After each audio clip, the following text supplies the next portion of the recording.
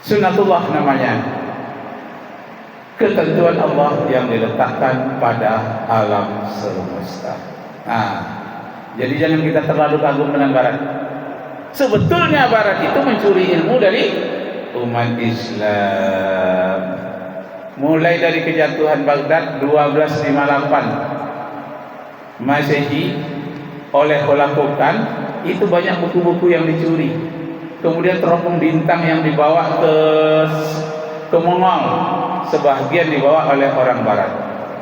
Buku-buku yang sangat banyak di Darul Hikmah, buku yang sangat banyak.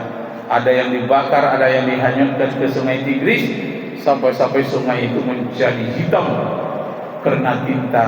Saking banyaknya buku-buku Islam masa lalu di Baitul Hikmah Baghdad tahun 1258 Masehi. Orang Mongol yang bernama Holakokan menghancurkan pustaka-pustaka Islam pada waktu itu, tapi masih banyak juga yang tersisa dan dikembangkan lagi. Nah, begitulah keciptaan umat Islam masa lalu terhadap buku-buku. Nah, itu yang pertama ya. Yang kedua, saya ingin menyampaikan tentang sekarang banyak didiskusikan orang, bumi itu bulat atau datar. Sampai di kantor saya itu di Kulin, tempat pelatihan guru-guru, namanya LPMP, Lembaga Penjaminan Mutu Pendidikan. Di sana saya berkiprah selama 20 tahun, tapi saya baru saja pensiun dari sana. Nah, di sanalah kami mengadakan pelatihan guru-guru, dan kurikulum kami belajar, kami sebarkan di sana. Dan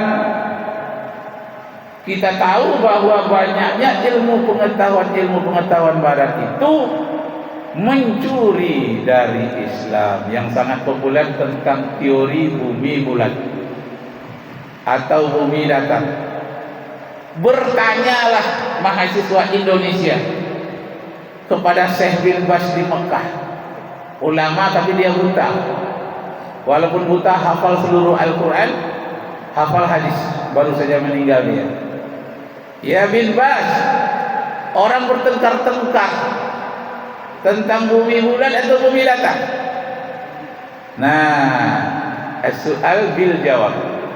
Lalu dijawab oleh bin Baz, bumi ini diciptakan oleh Allah. Kalau kita lihat dari dekat, dia kelihatan datar.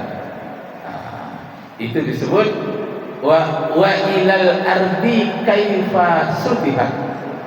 Perhatikanlah bagaimana bumi itu dibentangkan. Nah, kalau di awal ayatnya ilal ibili ya, wa ilal ibili kaifa khuliqat. Kamu perhatikan, afala yanzuruna ilal ibili kaifa khuliqat. Bagaimana unta itu unzur itu artinya kamu adakan penelitian. Coba diteliti unta itu, bagaimana dia diciptakan. Nah, apa keanehan unta itu? Dari segi teknologi, yang pertama dia memakai hidroenergi. Hidro itu apa?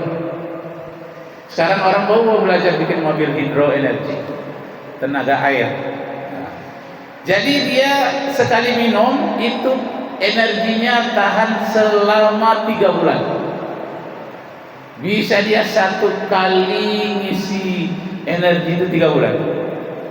Yang diisi itu di dekat punuknya, tengkuknya, disebut dengan punuk.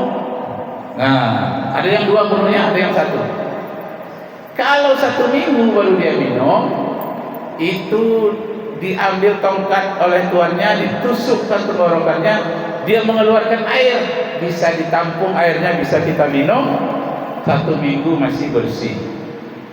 Tapi kalau sudah lewat dari 1 minggu, itu sudah mulai keruh, berarti bukan lagi untuk tuannya, hanya untuk dirinya sendiri.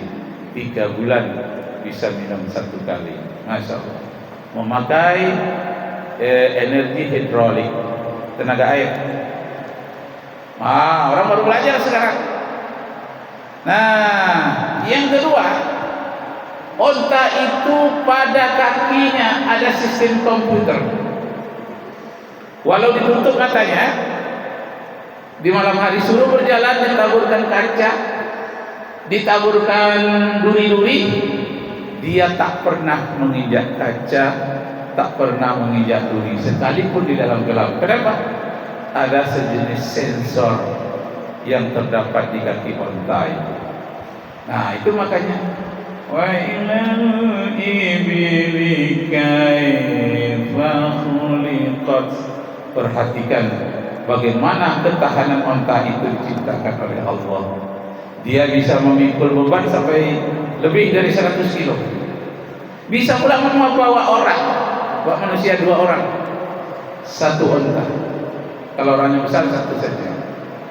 Nah, perhatikan dari segi tekniknya bagaimana onta itu diciptakan. Nah, di ayat berikutnya, wa ilal ardi kaifa sutihat. Kamu lihatlah bagaimana bumi ini dihamparkan. Jadi menurut Bin Baz, bumi ini sebenarnya bulan, akan tetapi kalau dilihat dari dekat, dia kelihatan sutihat, terbentang. Kapan baru bumi ini kelihatan bulan?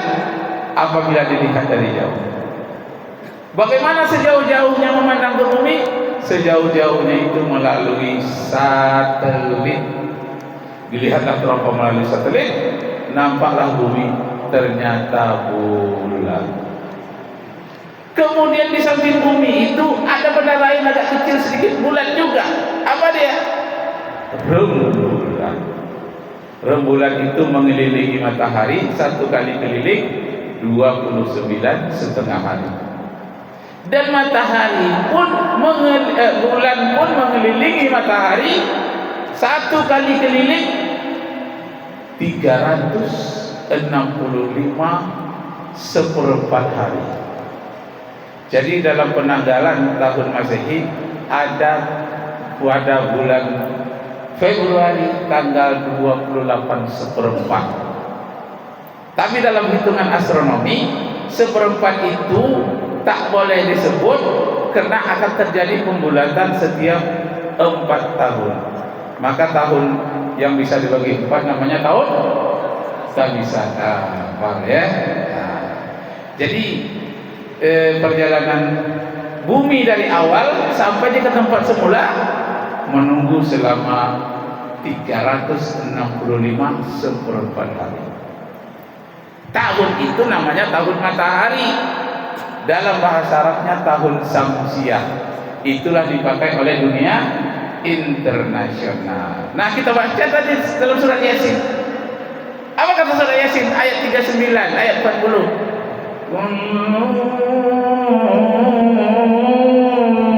Fi falaki yasbahun. Apakah itu rembulan? Apakah itu matahari? Apakah itu bumi? Beredar pada garis edar yang ditetapkan oleh Allah. Falakin, garis edar, yasbahun, yang telah ditetapkan oleh Allah. Nah, ada perjalanannya. Rembulan mengelilingi bumi, bumi mengelilingi matahari, matahari mengelilingi galaksi. 1 galaksi itu terdiri dari paling kurang 2 miliar matahari. Jadi bintang itu adalah matahari-matahari yang besar. Sedangkan matahari yang kita lihat ini, itu bintang yang terkecil. Jadi kalau ditanya, bintang apa yang paling dekat ke bumi? Matahari. Planet apa yang paling dekat ke bumi? planet yang dekat ke bumi adalah Merkurius, Venus, baru bumi, baru Mars, Jupiter, Saturnus, Uranus, Neptunus, Pluto. Anak TK kan ada nyanyinya itu. Nyanyi planet ada kan? Oh, cucu saya masuk TK, hafal dia nyanyi planet.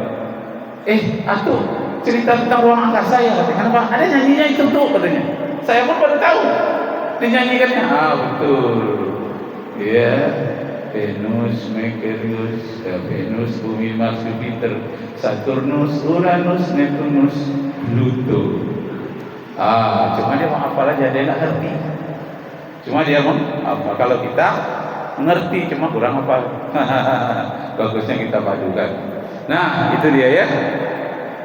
Nah, sekarang kita lanjutkan.